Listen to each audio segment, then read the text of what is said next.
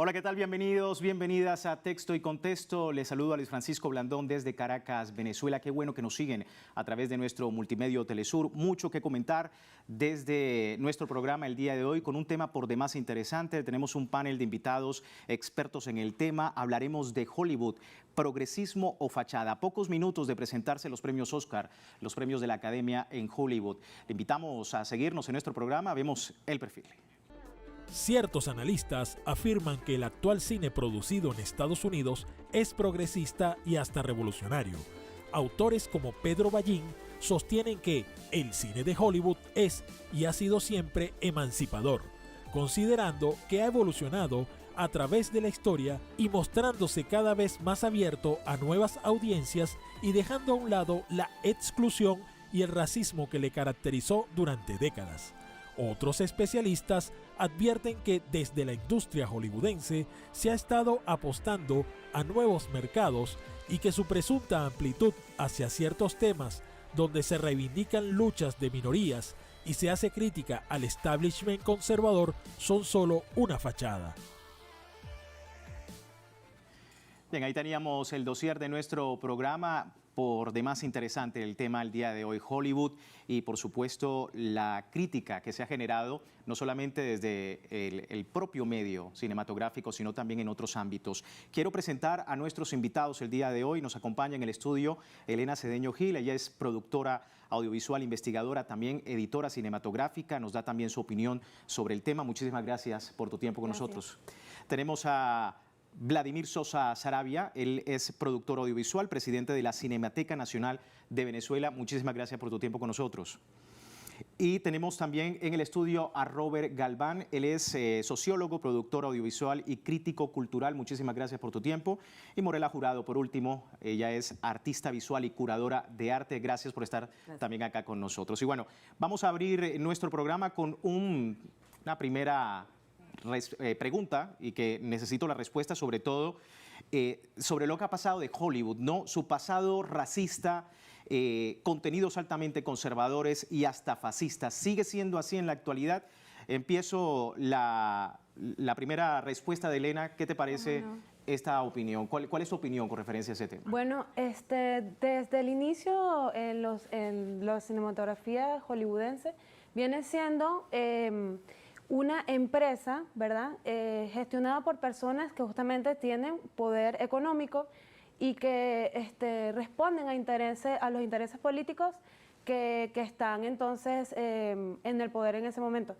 Uno de los padres del cine de Hollywood a sus inicios fue Griffith, bien conocido director, que bueno, tenía esta tendencia más racista. Incluso El nacimiento de una nación viene siendo una película que abarca esta polémica tema de cómo los blancos, por medio del Ku Klux Klan, salvan a la nación estadounidense de los negros. Ha venido evolucionando, sí, pienso que sí ha venido evolucionando este lenguaje racista, porque su inicio fue así. Ha venido integrándose las minorías, por así decirlo, porque si bien Estados Unidos se compone de una población más caucásica, hay otras minorías que lo componen, además de minorías también en cuanto a la sexualidad y otras realidades. Al principio fue con papeles icónicos que realmente marcaban ciertas cuestiones negativas de esas minorías. Ahora bien, como estamos en una era ahorita mismo donde la comunicación y los medios de formación cultural para los jóvenes actuales están al alcance de un teléfono, entonces pienso que este público es tan culto, este público actual, que ha tenido la necesidad, este establishment, esta industria cinematográfica, de adaptarse a este nuevo público, por lo que, vamos a decirlo de esta forma, esas revoluciones que antes eran calladas y que nos costaron tantos, pero tantos años de lucha, ¿verdad? Las mujeres, los negros, los homosexuales, muchas personas murieron, no es algo fácil que se ha venido haciendo. Sí obligamos a estas personas que están en el poder a que visibilicen las luchas. No pienso, o sea, pienso que si bien esta industria se ha tenido que adaptar para vender, también lo ha hecho que estas luchas los han obligado a que sea de Pero esa forma. hay una representación real de las minorías en Hollywood hoy en día. Vladimir, tu opinión, ¿se ha dejado atrás en Hollywood ese pasado racista, fascista, y por un lado se ha dado paso a una mayor representación de las minorías en el Hollywood actual? Mira, el tiempo obliga. Es decir, yo creo que es muy difícil que Hollywood hubiese sobrevivido 100 años si no se hubiese adaptado a los tiempos y a las diferentes transformaciones en el mundo. Hollywood es el resultado además de una suerte de reacción a un sistema comercial impuesto con el que nace el cine en los Estados Unidos, ¿no? Si Hollywood es la reacción al trust de empresas que dominaba Thomas Alva Edison. Esos muchachos en aquel momento cruzaron todo el territorio norteamericano por el eje horizontal para ubicarse lo más lejos posible de esa situación. Terminaron convirtiéndose en lo mismo que cuestionaban. Griffith es, digamos, más allá de sus posiciones ideológicas, es uno de los padres del lenguaje cinematográfico, ¿no? Y Alva Edison se negaba a dar ese paso, a alargar las películas, por ejemplo. Entonces, digamos, lo primero es que Hollywood es prácticamente el resultado de una revolución. Luego, ¿qué pasa después y qué pasa durante? ¿No? Eso sucede inmediatamente terminada la Primera Guerra Mundial, pero después, al poco tiempo, la Segunda Guerra Mundial obliga a un reacomodo en el mundo, a leer nuevas situaciones, y a lo interno de los Estados Unidos surge un fenómeno terrible conocido como el macartismo, que es la persecución a cualquier persona que tuviera ideas comunistas, socialistas, anarquistas, de izquierda, progresistas o algo que se le pareciera. Incluso sobre la sospecha nada más de que una persona comulgara con alguna de esas ideas ya era cuestionado por el Senado de los Estados Unidos a través de McCarthy. Eso demostró que en el seno de Hollywood había guionistas, directores, actores que efectivamente tenían ideas de izquierda, efectivamente estaban de acuerdo con la ideología socialista, que veían con buenos ojos lo que estaba sucediendo en la Unión Soviética, por ejemplo. Obviamente ya en este mundo de hoy ya no existe la Unión Soviética, el muro de Berlín ya no existe tampoco, y hay unos temas pues que se vienen discutiendo en los últimos 30 años, en donde donde uno podría pensar o quisiera pensar que han habido avances reales. Pero tienen que ver con el tema de la presencia de las diferentes, que creo que es un error decirlo así, pero vamos a hablar de las minorías raciales, el tema de la presencia de la mujer y qué carácter tiene la mujer, por ejemplo, en una película en Hollywood, etcétera, etcétera. Es decir, estamos hablando de que venimos de una propuesta de una sirenita negra o una sirenita afrodescendiente, como es quizás lo correcto decir, ¿no? en este momento. Entonces, digamos, yo creo que en Hollywood se dan algunos debates, algunas cosas han cambiado, pero yo siento que de fondo sigue siendo lo mismo. Parece poco decirlo, pero desde ese escenario que me mencionas de la sirenita, un poco más morena, por decirlo de alguna manera, y lo que sucedía hace décadas con aquellos actores afrodescendientes que no tenían ni siquiera cabida dentro de los premios Oscar, ha habido sin duda bastantes cambios, pero preguntar, y desde el punto de vista sociológico, Robert, precisamente sobre esas minorías y la representación que tiene hoy en día Hollywood, vuelvo a preguntarte lo mismo. ¿Se ha dejado atrás ese estigma hacia algunos sectores? ¿Hay una mayor inclusión? Por ejemplo, la izquierda. ¿Ha tenido representación también la izquierda en Hollywood? ¿Ha habido es un poquito difícil generalizar, sí, ¿no? Porque todo responde a una época, ¿no? Okay. También es cierto que el papel de los Estados Unidos ha cambiado, digamos, en la geopolítica global. Entonces pasó de ser un país que se miraba a sí mismo, ¿no? Que se miraba desde los westerns, desde el nacimiento de una nación, a ser el país policía del planeta. Entonces ya el mal no viene desde el indio, desde el negro, sino que el mal ahora está en otro lugar. Está en el árabe, está en el latino, está en el chino, la amenaza china ha estado presente todo el tiempo. Y a partir de la Primera Guerra Mundial, la cosa se convierte como en una especie de caja de resonancia del Pentágono, ¿no? También es un aparato de propaganda del gobierno norteamericano. Mosca sí, incluso de las élites norteamericanas, ¿no? Entonces, claro que sí ha cambiado, y estoy de acuerdo con Vladimir, pero yo siento también que es una cosa de forma y no de fondo, porque el racismo lo sigues viendo allí, sigues viendo incluso en la aceptación una negación de lo que estás aceptando, ¿no? Ya el hombre blanco no se tiñe de negro con la bembita blanca como al principio en el cine y en el teatro, sino que ahora hay de verdad actores afrodescendientes haciendo papeles de gente afrodescendiente. Ya no hay hombres disfrazándose de mujeres. Ya no hay hombres, exacto, ya no es el chavo, pues. El punto es que siento que a Hollywood le pasa también lo mismo que uno pudiera llamar el síndrome Obama, pues, que es un presidente negro con el alma blanca, una especie de galleta Oreo, negro por fuera, blanco por dentro, y pudiera ser que Hollywood esté en ese sentido. En este momento sigue siendo así. Yo creo que lo que está creciendo también es la necesidad de generar nuevos mercados. Ya el malo no es el afro, ni es el árabe, ni es el chino. El chino es un mercado que también tenemos que abarcar. Entonces siento que lo que está sucediendo no es necesariamente una aceptación del otro, sino el otro se convierte en un objeto de mercado. Mercado que, por supuesto, cada mercado tiene sus particularidades y sobre todo en la industria cinematográfica, pero también desde el punto de vista estético, artístico. Morela, preguntarte, ¿se ha dejado atrás? La misma pregunta, ¿se ha dejado atrás todo esto? ¿Cuál es tu opinión? ¿Estás de acuerdo con las opiniones de tus compañeros? Bueno, de algunos, Sí. fíjate. De alguna manera coincidimos. La industria hollywoodense es una industria para dinero, es para ganar dinero. Es una industria totalmente aceitada para ganar dinero, desde el principio. Y por eso se ha mantenido.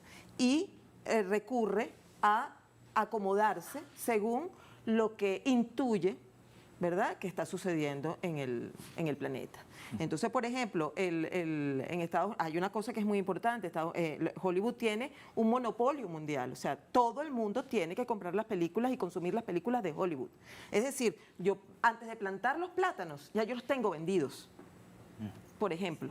¿Ok? Entonces, pero además tienen toda la parte de marketing, desde las franelas hasta el muñequito que va a salir, e incluso la banda internacional. Es decir, Hollywood tiene las películas con todo el sonido y al lado la banda, o sea, su banda internacional donde no tienen los diálogos. ¿Para qué? Para que los países donde van esas películas simplemente pongan los diálogos en el idioma. O sea, así está de aceitada el sistema de la industria hollywoodense. Pero además lo que dice Robert es la gran estrategia de proselitismo político.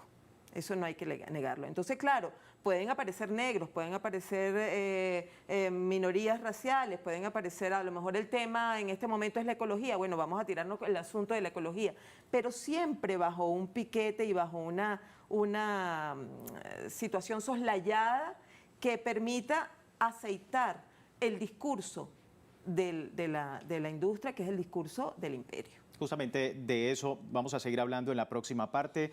Estamos hablando de Hollywood, progresismo o fachada dentro de la industria cinematográfica, la más grande en el planeta. Vamos a una breve pausa y ya regresamos.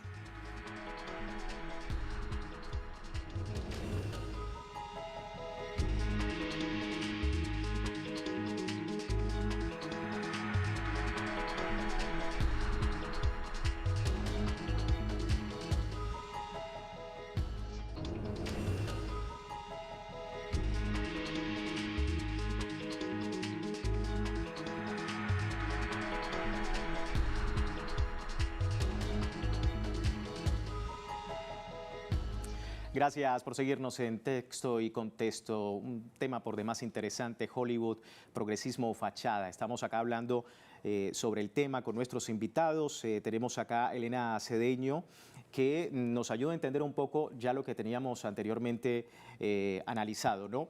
Pero sigue manteniendo Hollywood como industria hegemónica. Parte del discurso a la opinión pública se ha mantenido, es decir, hay una influencia destacada a la opinión pública por parte de Hollywood sobre muchos temas. Ya hemos visto el tema Me Too, hemos visto el tema de las oportunidades para personas afrodescendientes, una cantidad de temas desde el punto de vista incluso político, que también tiene otra crítica, que no es sino solo una fachada para poder, como decía Morela acá, vender un producto. Ok. ¿Sí existe esa posibilidad desde el punto de la opinión pública, la influencia de Hollywood hoy en día? Claro, yo sigo firme en lo que opiné la vez anterior, que ha sido justamente la lucha de las mayorías que están discriminadas, lo que ha obligado a esta industria, que es totalmente comercial, como dijo la compañera, a que ellos adapten esos discursos y realmente para mí lo que realmente hace la diferencia y puede más bien sesgar lo que se quiere en construir un mundo mejor es el egoísmo que hay detrás de estos discursos que son supuestamente emancipadores o que son incluyentes. Porque me parece que desde el yo, pobrecito yo, ese incluso andropocentrismo, ¿sabes? Me parece que ahí pasar por encima de este sentimiento de construcción más colectivo o de mejorar porque sea un ambiente como más progre, sino en el yo, ahí yo creo que sesga un poquito las luchas que realmente pudiera estar apoyando la izquierda en caso de que si ellos influencian o no en la opinión pública con respecto al tema político. Y hablabas de sesgo porque es importante, Robert, voy contigo con esta pregunta, porque se tiende a colocar en la palestra, no solo en Hollywood, en muchas otras plataformas, pero sobre todo en Hollywood, ahora con la situación actual, por ejemplo, con Rusia, decir que los rusos son los malos, decir que los palestinos son los malos, no hay, digamos, una visibilización más allá de lo que ocurre en el terreno, por ejemplo, en Ucrania, de lo que ocurre, por ejemplo, en Israel, más allá de lo que ocurre en Palestina. Entonces, se tiene también esa influencia desde Hollywood para colocar una postura más occidental y no presentar, por ejemplo, las luchas o, por ejemplo, la postura de Rusia. Ya hemos visto películas que dan un protagonismo mayor incluso a Occidente, sobre todo las bélicas, que dan un protagonismo histórico mayor a los occidentales que a Rusia, por ejemplo. Entonces, ¿se mantiene esto así? ¿Cómo es esa dinámica? Mira, lo veo un poco más complejo porque también es cierto que la industria cinematográfica es parte de un complejo industrial mucho más amplio, un complejo ideológico muchísimo más amplio que abarca toda la cultura popular, ¿no? Desde la industria de la música hasta los juegos recreativos, los juegos de mesa, todo eso lleva un sesgo, como dijiste al principio, lleva un sesgo previo, ¿sí? Es la dominación del hombre blanco, propietario, capitalista, occidental, ¿no? Y eso, claro, yo siento que fuera de ver a Hollywood como una cosa aislada, es parte de un complejo mucho más complejo, más difícil de asir, porque es obvio lo que decía el viejito Carlos Marx, la ideología dominante es la ideología de la clase dominante, ¿verdad? Entonces ves allí que el discurso del complejo industrial militar, por ejemplo, que es Ucrania, a favor de Ucrania, invisibilizan completamente el perfil nazi que tiene el ejército ucraniano y entonces lo ponen como sucedió en Venezuela. Aquí los guarimberos y la gente que estaba a favor del Pentágono eran planteados como los libertarios, los libertadores. Eso está sucediendo, pero fíjate, un discurso político que se ve reflejado en una película, en un cómic, en una animación, en un juego de mesa, en un juego de video, que también en este momento es parte de la cultura popular. Entonces te das cuenta que no es solamente como el principio de la propaganda clásica, no es solamente la caja de resonancia de una política concreta, sino que es parte de un sistema ideológico global. Entonces ahí es donde estoy viendo como que la gran diferencia del Hollywood actual que el anterior. Y claro, obviamente lo estamos viendo incluso, el ruso malo de Rocky III, ¿no? Y hemos visto, el ruso bueno es el ruso traidor en otras películas, ¿no? El árabe bueno es el que vende a los suyos. Entonces es como una exaltación de la traición a lo nacional en favor de los intereses del Pentágono y del complejo industrial militar. Justamente del Pentágono, sí. Hay una cosa que yo lo llamo la presentación del salvaje, del salvaje, en el sentido de que antes eran los indios y los negros, luego fueron los rusos y los chinos, hoy los latinos, todos los latinos son vendedores de droga, En cambio, Sí, Estados bien, Unidos... Hay un encasillamiento. Estados sí, Unidos, sí. que es el Gran consume consumidor. el Sí. 50% de la droga en el mundo y tiene el 5% de población, o sea, el 5% de la población mundial consume el 50%, allí nadie vende droga, solo el latino. ¿Por qué sucede esto? Porque en la medida en que yo hago el extraño, en que yo pongo al otro como salvaje, en esa medida cuando vienen las invasiones, la gente se sensibiliza mucho menos. Ah, no, bueno, son los salvajes, son los palestinos. La cosificación son del otro. La cosificación del Del individuo, del otro. Entonces, claro, no les interesa sino colocar a un ruso hierático, absolutamente racional, sin sentimientos, frío, a un chino incluso zombie, bueno, a los latinos como mal bañados, pervertidos, hay todo pandilleros, entonces no son estos. Sin El embargo, ha estereotipo. cambiado algo, porque por ejemplo está Bong Joon-ho, que hizo The Host, El Huésped, justamente él criticaba toda esta transculturización gringa en Surcorea. Y Bong Joon-ho creo que ganó el Oscar hace poco con Parásito. Ujú. Bueno, Entonces, vamos hay algo a de seguir sumando. Vladimir, por supuesto, ya hablaba Robert sobre la posibilidad de que el Pentágono, que la CIA, pues tenga algo que ver. ¿De qué manera y hasta qué punto la CIA y el Pentágono tienen su mano en Hollywood? Wow, desde todo punto de vista. Completa. Es decir, hay un libro, sí, hay un libro que se llama Operación Hollywood. Ok. No recuerdo ahorita el autor, creo que es apellido Rip, además es norteamericano, no es un chavista venezolano, ni un cubano revolucionario, ni nada por el estilo, y él habla de las relaciones, además como una cosa muy transparente, ¿no? De las relaciones entre el Pentágono y la industria de Hollywood. Sí.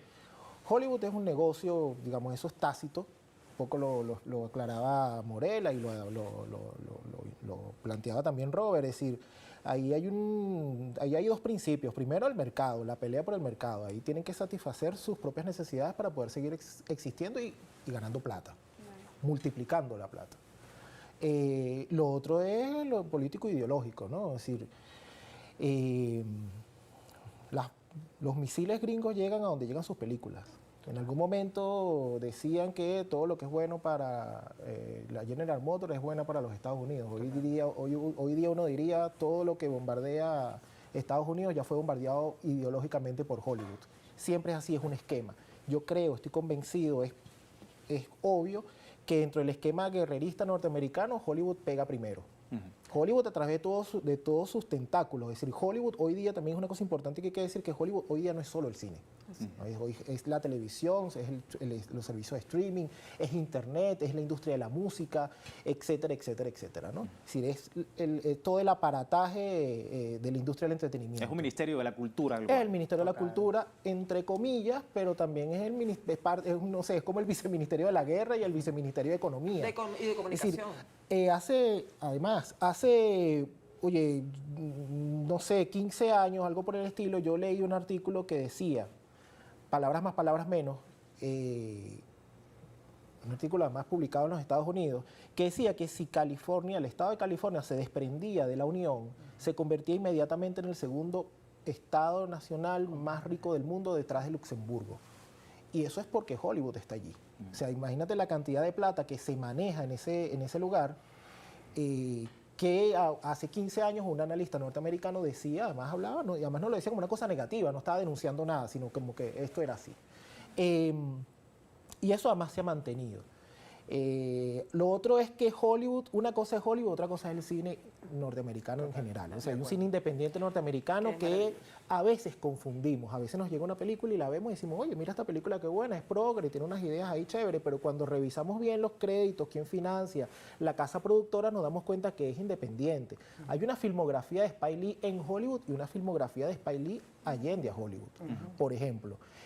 Lo otro es que, oye, yo no sé si todo el que participa en Hollywood es necesariamente un fascista, pero necesita vivir y hace lo que necesita hacer para seguir subsistiendo en lo que le gusta, que es hacer cine. Te pongo un ejemplo y te devuelvo la palabra.